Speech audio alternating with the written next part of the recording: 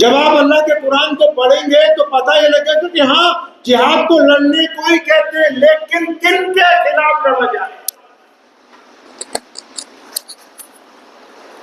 اس کی کیٹیگری کیا ہوگی، اس کا کیا رویہ ہوگا، کیا شکل ہوگی، کیا صورت ہوگی۔ انگریز نے جب بھارت کے اوپر قبضہ کر لیا تو اس وقت بھارت کے مولویوں نے کہا کہ انگریز کے خلاف جہاد کرنا لازم، جبکہ انگریز کے ٹاؤٹ مرزا غلام قادیانی نے اس وقت سب سے زیادہ جو زور لگایا اسی بات پر لگایا کہ مسلمان انگریز کے خلاف جہاد نہ کریں۔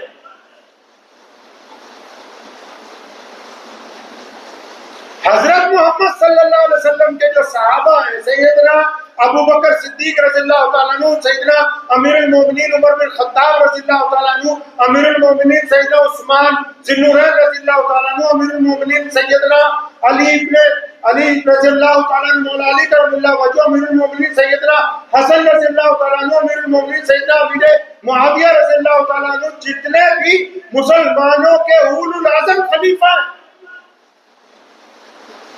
ان سب کی زندگی میں یہ عمل آیا۔ اس کا مطلب کیا ہے؟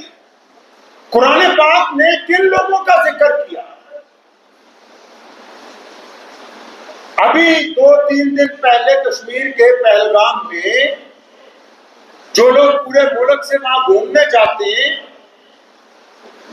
تو ان کو ان 79 لوگوں کے اوپر گولی چلائی گئی، کئی لوگوں کو اسی موقع کے اوپر مار دیا گیا، اور یہ پوچھ کے مارا کہ تم کس مذہب کے ماننے والے۔ اب کیا ہم اس کو جہاد کہہ سکتے ہیں؟ میں بڑی ذمہ داری کے ساتھ یہ بات کہتا ہوں کہ 1450 سال پہلے جب حضرت محمد صلی اللہ علیہ وسلم کے دور میں بھی جب وہاں کے قریب کے ملکوں کے لیے اسلامی فوجیں روانہ ہوئی تو قرآن نے، شریعت نے، اسلام نے، محمد رسول اللہ نے ان کے لیے کچھ قوانین طے کیے، اصول بنائے، ضابطے بنائے کہ کیسے جاؤ گے۔ اور ان میں پہلا ضابطہ کیا تھا؟ کیا حکم نامہ جاری ہوا؟ پیارے محمد علیہ السلام نے جو دنیا کے لیے رحمت بن کے آئے، کیا حکم جاری کیا کہ جانے والوں سپاہیوں سنو کہ جب تم نکلو گے تو جب نئی آبادیوں میں جاؤ گے، اگر سامنے کوئی نہتہ آ جائے، اگر سامنے کوئی ایسا آ جائے جس کے پاس نہ تیر ہے، نہ تلوار ہے، نہ بھالا ہے، نہ وہ تمہیں کوئی نقصان پہنچا سکتا ہے، تو یاد رکھو جو ہتھیار بند نہیں ہے اس کو مارنا جائز نہیں، اس کے خلاف لڑائی نہیں ہو سکتی۔ اگر شریعت کے قانون کو سمجھے تو پھر یہ جن لوگوں نے 79 لوگوں کے اوپر گولی چلائی، اس کا مطلب وہ اسلام کو ماننے والے نہیں ہیں، وہ شیطان کو ماننے والے ہیں، کیونکہ اسلام نے تو پہلے کہہ دیا کہ نہتوں پر، عورتوں پر، مسافروں پر، بوڑھوں پر، بچوں پر، دوسرے کی عبادت گاہوں پر، یہاں تک فرمایا ان کی کھیتیوں پر، فرمایا ان کے باغات پر، ان کی پھلدار چیزوں پر قطعاً حملہ نہیں کر سکتے کیونکہ وہ تمہیں کوئی نقصان نہیں پہنچا رہے۔ تو جس مذہب نے دریا کے کنارے جتنا چاہیے ہو باقی پانی نہیں خراب کرنا، دوسرے پانی کو گندلا نہ کرنا، تو پھر یہ کون ہوتے کہ اس مذہب کا نام لے کر کسی کا خون بہا دے؟ جس دین نے پانی کو ضائع کرنے سے منع کر دیا، اس دین میں ناجائز خون بہانے کو کسی طرح جائز نہیں قرار دیا۔ معنی ہی بدل دیے، مطلب ہی بدل دیا اسلام کا۔ کیوں؟ کیونکہ جو بدماشی کر رہے ہیں، جو آتنکواد پھیلا رہے ہیں، جو گنڈا گردی کر رہے ہیں، وہ تو چلا کے کہہ رہے ہیں کہ ہم بدماش ہیں، ہم نے اسلام کا پرچم پکڑ لیا، اور جو اسلام کے وارث ہیں، جو امن کے پیغمبر ہیں، جن کے ذمہ یہ دین دیا گیا، وہ خاموشی کے ساتھ تماشے بنے ہوئے اس گنڈا گردی کو دیکھ رہے ہیں۔ یہ کہتے کیوں نہیں کہ یہ جو سامنے اسلام کا نام لے کے دوسروں کو ناحق قتل کرتے ہیں، ان کا اسلام سے کوئی لینا دینا نہیں؟ اسلام نے کہا جہاد کرو، لیکن کب کہا؟ جب بیٹیوں کو زندہ دفن کیا جاتا۔ اسلام نے کہا کہ ہاں ظالم کے خلاف لڑنا، کن کے خلاف؟ جو غریبوں کا قتل کرتے تھے، جو مظلوموں کے پیروں میں بھیڑیاں پہناتے تھے، جو لوگوں کی بچیوں کو گھروں سے اٹھا کر لے جاتے تھے، جو لوگوں کو بدوا مزدور بنا کر رکھتے تھے۔ کب کہہ کہتے ہیں کہ ہم نے قرآن میں نئی بات کی جہاد کی، لیکن اسلام کا جہاد وہ سرجیکل اسٹرائک کی طرح ہے جو صرف ظلم کے خلاف لڑنے کی بات کرتا ہے، جو آتنکواد کے خلاف لڑنے کی بات کرتا ہے، جو زیادتیوں کے خلاف لڑنے کی بات کرتا ہے، جو بیٹیوں کی عزت لوٹنے والوں کے خلاف لڑنے کی بات کرتا ہے۔ اسلام کے جہاد نے کبھی غریبوں کو مارنے کی، مظلوموں کو مارنے کی بات نہیں کی۔ اس فرق کو سمجھنا ہوگا اور دنیا کو بتانا ہوگا، دنیا کو یہ بات بتانی ہوگی کہ اس دین نے، جس دین کو آپ یہ پروجیکٹ کر رہے ہیں، ٹیررسٹ جو ہے، کل کشمیر کے مسلمانوں نے پچھلے 4 دہائیوں میں پہلی مرتبہ وہاں کے گرینڈ مفتی نے بھی، وہاں کی الگ الگ مسلم تنظیموں نے پورا کشمیر بند رکھا اور اپنے افسوس کا اظہار کیا۔ میں یہ سمجھتا ہوں کہ ایسا جائز قدم تھا جس میں یہ بتانا ضروری تھا کہ جن لوگوں نے غریبوں کو یا مظلوموں کو یا بے قصور لوگوں کو، جو لوگ وہاں گھومنے آئے ان کو تھوڑی پتا کہ وہ موت کے منہ میں آ گئے، کوئی اپنی بیوی کے ساتھ آیا، کوئی بچوں کو لے کے آیا، کوئی ماں باپ کو لے کے آیا، ان کو تھوڑی پتا کہ ہم وہ موت کے منہ میں آ گئے۔ مارنے والے نے تو ان کا مذہب پوچھ لیا، لیکن اب بچانے والوں کی ذمہ داری بنتی کہ وہ اس بات کی وضاحت کرے کہ انسانیت جب ہوتی تو اس میں مذہب کو دیکھنا ضروری نہیں سمجھا جاتا۔ شریعت اس بات کا اعلان کرتی ہے۔ سیدنا عمر بن خطاب رضی اللہ تعالیٰ عنہ بیت المقدس پہنچے تو وہاں کی فتح کے بعد واپس نکل رہے تھے تو دیکھا ایک بندہ بھیک مانگ رہا ہے، فرمایا کون ہے؟ کہنے لگے یہودی ہے۔ فرمایا اس کو کھانے پینے کو کون سامان کیوں نہیں دیا جا رہا؟ تو وہاں کے گورنر نے کہا کہ جناب یہاں تو کوئی ایسا انتظام نہیں۔ فرمایا جب جزیہ لیتے رہے ہو لوگوں سے تو جب یہ طاقتور تھا تو تمہیں جزیہ دے رہا تھا، اب یہ کمزور ہو گیا تو اس کے کھانے پینے کا انتظام کرنا اس حکومت کی ذمہ داری ہے۔ یعنی جو لوگ جب دولت مند تھے ٹیکس دے رہے تھے، آج غریب ہو گئے تو کیا ان کے کھانے پینے کی ذمہ داری حکومت کی نہیں ہے؟ دین اسلام نے یہ وضاحت کی ہے، یہ بات کہی ہے تو آج پورے ملک کے لوگوں کی یہ ذمہ داری بنتی ہے، خاص کر مسلمانوں کی۔ میں اس لیے کہتا ہوں کہ جو حادثہ ہوا ٹھیک ہے، اس سے 140 کروڑ بھارت کے لوگوں کے دلوں کو تکلیف پہنچی، لیکن میں ذمہ داری سے کہتا ہوں ایک امام ہونے کے ناطے کہ مسلمانوں کو ڈبل تکلیف پہنچی۔ وہ اس لیے ایک تو بھارتی ہونے کے ناطے کہ چلو ہمارے ملک میں ہماری بھائی بہنوں کے ساتھ، ہماری ہم وطنوں کے ساتھ ظلم ہوا، دوسرا مسلمان ہونے کے ناطے کہ جنہوں نے ظلم کیا ایک تو ایسا ناپاک ظلم کیا، اوپر سے بدنامی کا داغ جو ہے وہ بھی ملت اسلامیہ کے اوپر لگایا، اوپر سے لوگوں کو تکلیف پہنچائی گئی۔ دہشت گردوں کا مقصد کیا ہوتا ہے؟ دہشت گرد کا مقصد کیا ہے؟ آج بہت سارے لوگ ملک کے کئی حصوں میں، سارے غیر مسلم افراد میں کچھ لوگ ایسے ہوتے ہیں جو نفرت کی بنیاد پر کسی سبزی والے کو، کسی ریڑھی والے کو پوچھتے ہیں تمہارا نام کیا ہے؟ تو وہ دہشت گردوں کا کیا مقصد تھا؟ دھرم پوچھ کے گولی مارنے کا۔ ان کا مقصد ہی یہی تھا کہ پورے ملک میں مسلمانوں کو، غیر مسلموں کو آپس میں بانٹے تاکہ ان میں نفرت بڑھے۔ آج جو لوگ ان کی پیروی کر رہے ہیں وہ اس نفرت میں اضافہ کرنے کی کوشش کر رہے ہیں، جس مقصد کے لیے ان دہشت گردوں نے یہ کام کیا ہے۔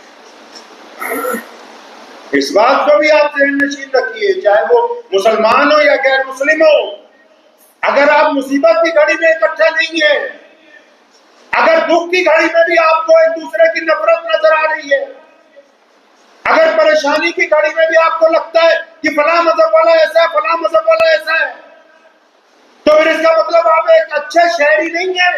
آپ پریشانی کے دنوں میں، دکھ کے دنوں میں، سنکٹ کے دنوں میں بھی ایک دوسرے کی اگر نفرت کے پلان اپنے دل کے اندر رکھتے ہیں تو آپ کے دل میں ملک کا وہ درد نہیں ہے، وہ ہمدردی نہیں ہے جو دشمن کے سامنے اس بات کا اظہار کر سکے کہ پریشانی میں، دکھ میں ہم سب لوگ جو ہیں گزرتے ہیں۔ اظہار ہمدردی بھی کیجیے، دشمن کے خلاف اپنا اظہار بھی کیجیے، مذمت کا، نفرت کا، لیکن آپس میں پیار محبت کو قائم رکھیے، کیونکہ دشمن کا مقصد تو آپ کی محبت کو توڑنا ہے، آپ کے اتفاق کو توڑنا ہے، آپ کو ایک جٹ رہنے سے انکار کرنے کو سازش تیار کرنا ہے۔ اس لیے یہ جو ہم مذمت کرتے ہیں یا مذمت کر رہے ہیں یہ کسی دکھاوے کے لیے نہیں ہے، یہ ان جذبات کے تحت ہیں جو اللہ کے نبی حضرت محمد رسول اللہ صلی اللہ علیہ وسلم نے ہمیں عطا کیے ہیں۔ پاکستان کے مولویوں سے بھی کہتا ہوں کہ دل پہ ہاتھ رکھ کے بتاؤ، کیا ایسے آدمی پر گولی چلانا جائز ہے جس کے ہاتھ میں بندوق نہ پکڑی ہو؟ کیا کسی ایسے بندے کا قتل کرنا جائز ہے جو تمہارے خلاف لڑنے نہ آیا؟ کیا کسی بوڑھے ماں باپ کے بیٹے کو ان کے سامنے مار دینا جائز ہے جس نے تمہیں نقصان نہ پہنچایا ہو؟ اگر یہ کہتے ہو کہ یہ ظلم ہے، یہ ناجائز ہے، تو پھر اپنے ہی حکومت میں اپنے ہی لوگوں کو یہ بات بتاؤ کہ پوری دنیا میں اسلام سب سے بڑا مذہب اس لیے بنا ہے کہ ہم نے پوری دنیا کے سامنے محبت کا اظہار کیا، دنیا کے سامنے مذاہب سے اٹھ کے بات کی ہے۔ تو آج آپ کو بھی اس بات کی مذمت کرنی ہوگی کہ اگر کسی نے اسلام کا نام لے کے کسی کو قتل کیا ہے تو آپ کو اپنی زبان سے یہ کہنا ہوگا کہ اسلام ان قاتلوں کے ساتھ کوئی تعلق نہیں رکھتا۔ یہ ہمارے دین کی تعلیمات ہیں، یہ کسی کا خوف نہیں ہے، نہ کسی حکومت کی چمچا گیری ہے، نہ ہم کو کسی سے کوئی ریوارڈ چاہیے۔ جب انگریز کے خلاف ہم لڑے، جب ہندو پانی اور مسلمان پانی کے مٹکے ہمارے دادا نے توڑے، جب انگریز کے خلاف اس کے دانت کھٹے کیے، اس وقت بھی مقصد کسی کو خوش کرنا نہیں تھا، مقصد یہی تھا کہ ہم اپنی زمین کے لیے، اپنے رب کی رضا کے لیے لڑ رہے ہیں۔ اس بات کو آپ ذہن نشین رکھیں۔ بار بار کہتا ہوں مسلمانوں سے بھی خاص کر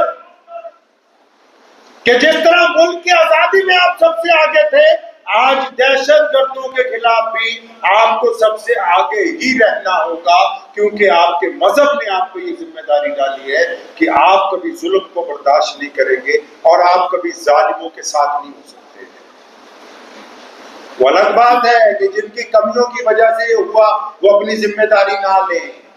وہ الگ بات ہے کہ کچھ لوگ سیاسی روٹیاں سیکنے لگے، کچھ لوگ اس کو بھی دھندا بنانے لگے۔ میں نے کل ایک بیان سنا، پنجاب کے ایک شہر میں ایک بہت چھوٹا سا کوئی سیاستدان بول رہا تھا کہ مسلمانوں سے یہ کام کروا لو، مسلمانوں کو یہاں سے نکال دو۔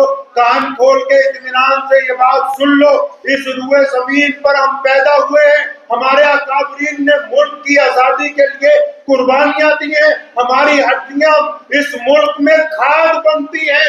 دنیا کی کوئی طاقت نہ اس ملک کو ہلا سکتی ہے، نہ اس ملک میں مسلمانوں کو اپنی جگہ سے۔ تکبیر! تکبیر! نبوت! نبوت!